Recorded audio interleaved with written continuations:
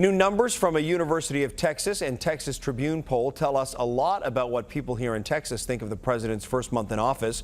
We're joined now by Ross Ramsey from the Texas Tribune in Austin with more on that. So let's talk first of all how this poll, in general terms, Ross, has rated the Trump presidency so far here in Texas.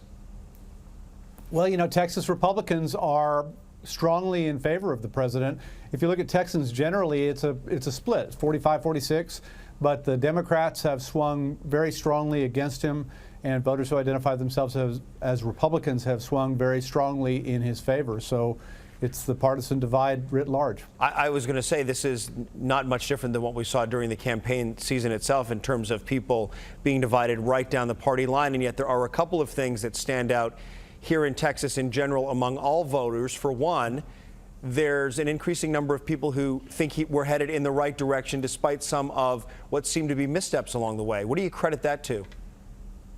Well, you know, Trump has a big halo right now. Texas Republicans, a lot of whom were in favor of other Texas candidates, Ted Cruz, Rick Perry, some others, have consolidated around the president. And given a Republican president instead of a Democratic one, they've flipped in their attitudes about the direction the country's going in and about the economy in general.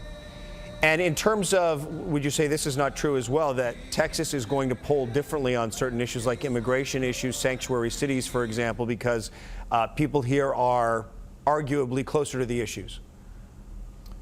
You know, the immigration stuff, you know, we'll be writing more about it as the week goes on, but it looks like Texans are more open to immigration when you're talking about Mexico and more like the rest of the country when you're talking about, you know, the 7 nations in the ban, about Syrians and some of those other things. So there's kind of a split opinion there. Interesting. It'll be interesting as the week goes on and as you continue your work there. Thank you very much, Ross Ramsey with the Texas Tribune, joining us live here this midday. Also,